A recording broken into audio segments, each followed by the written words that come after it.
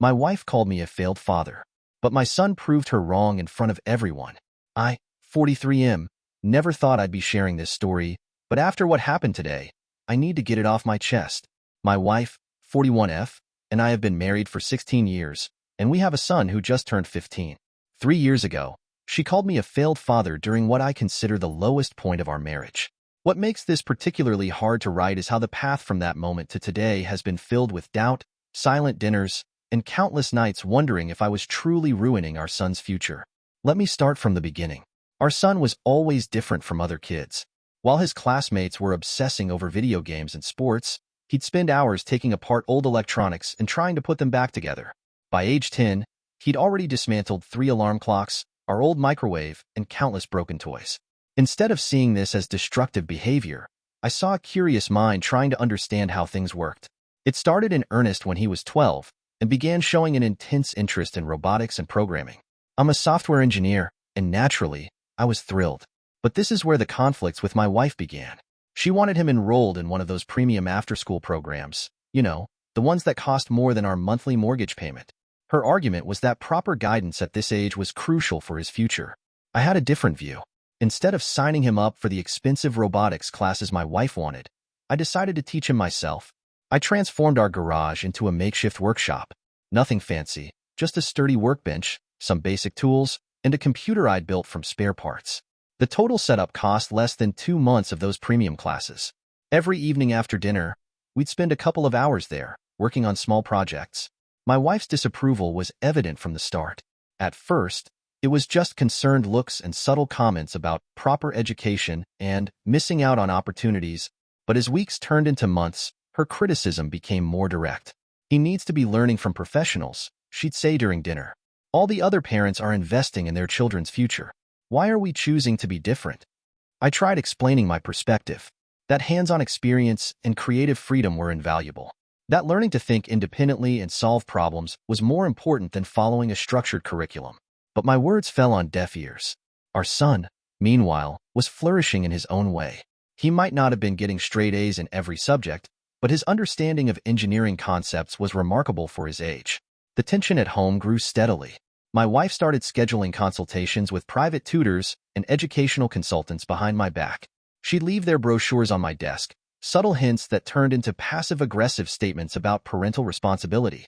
Our son noticed everything, though he tried to pretend he didn't. The breaking point came during his 7th grade year. The school was selecting students for their advanced placement program, particularly their prestigious honors track. Our son, despite his brilliant mind, didn't make the cut. His grades in traditional subjects were good, but not exceptional. The rejection letter arrived on a Thursday afternoon. I'll never forget that evening. My wife was already home when I returned from work, the letter clutched in her hand. The moment I walked in, she exploded. All the frustration, all the resentment she'd been harboring came pouring out. "This is what happens when you play amateur teacher," she screamed. "Every other parent got their kids proper training, proper classes, proper guidance. But no, you had to do it your way." I tried to interject, to explain that one setback didn't define our son's future, but she wasn't finished. "You're a failed father," she spat out. "You're destroying his future with your garage experiments and amateur projects. He's falling behind everyone else, and it's all your fault." The worst part? Our son was at the top of the stairs, hearing every word. I saw him when I turned around. The look on his face is something I'll never forget. He didn't cry or slam his door. He just quietly went to the garage. When I found him 20 minutes later, he was working on our latest project, a basic robotic arm we'd been building. His hands were shaking, but he kept working. Instead of trying to comfort him with words, I sat down and picked up a screwdriver. We worked until midnight, barely speaking. Sometimes silence says more than words ever could. That night, in that quiet garage, something fundamental shifted in our relationship. It wasn't just father and son anymore. It was two people who understood that sometimes you have to believe in your path, even when everyone else questions it. The next 3 years were challenging. My wife and I barely spoke beyond necessary household communications. Every parent-teacher conference became a battlefield of silent tension. She'd point out his average grades in traditional subjects. I'd highlight his exceptional performance in computer science and engineering electives. Our son was caught in the middle, but he showed a resilience I hadn't expected. The garage became our sanctuary. After school, weekends, holidays, We'd work on increasingly complex projects. I taught him programming languages, circuit design, and basic engineering principles. But more importantly, I taught him how to think through problems, how to learn from failures, and how to persist when solutions weren't obvious. 6 months ago, he started working on something bigger. He became more secretive about it, which was unusual for us. All he would say was that it was for the International Youth Science Fair. I gave him space but remained available when he needed help. My wife's silent disapproval reached new levels as he missed family dinners and social events to work on his mysterious project. The transformation in our son during these months was remarkable. He developed a focus and determination I'd never seen before. He'd work late into the night, sometimes falling asleep at his workbench. I'd find him there in the morning, surrounded by circuit boards and notebook pages filled with calculations. Today, everything changed. Our son's project was revealed at the International Youth Science Fair, an AI-assisted prosthetic hand that costs less than $100 to produce. But winning the grand prize wasn't what made headlines. During his acceptance speech, he revealed that he'd been collaborating with a nonprofit organization for the past 3 months. His design was already being used in 3 hospitals in developing countries, giving people a chance at a better life at a fraction of the usual cost. My phone hasn't stopped buzzing. Local news stations want interviews. The story has gone viral on every social media platform. Then came the call from Microsoft. They're not just offering to fund further development, they want him for their early admission program.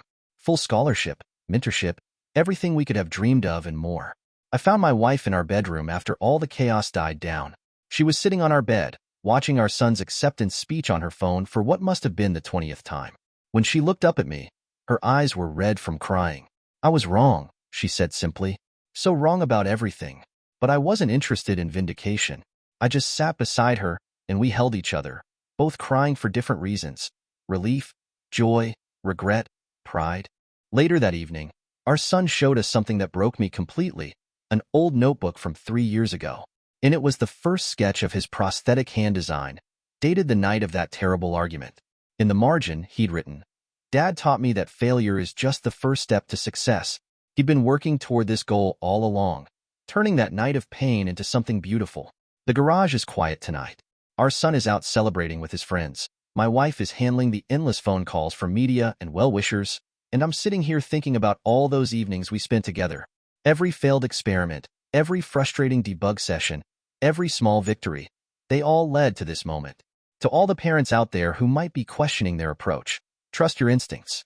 Your way of parenting might not look like everyone else's, but that doesn't make it wrong. Our children need guides, not directors. They need support, not pressure. And sometimes, they just need someone to sit quietly beside them in a garage, helping them build their dreams, one piece at a time. Edit. Wow, this blew up overnight. Thank you for all the supportive comments and awards. To address some common questions, yes, I've shown my son this post. No, I won't be sharing any identifying details about the project since it's still in development with Microsoft. And to the kind strangers who gave me awards, thank you. But please consider donating to organizations that provide prosthetics to those in need instead. That would mean more to us than any Reddit gold. Edit 2. Since many are asking, yes, my wife and I are doing better now. We're in counseling to work through our communication issues. She's even started coming to the garage sometimes, though she says all the technical talk still goes over her head. But she brings snacks and takes pictures of us working together. So I call that progress. Thank you for watching. If you enjoyed this story, please hit that subscribe button. Don't forget to give it a thumbs up and share it with friends or family who might enjoy it too. Your support means a lot. And if you have any thoughts, questions, or story ideas, drop them in the comments below. I'd love to hear from you. See you in the next story.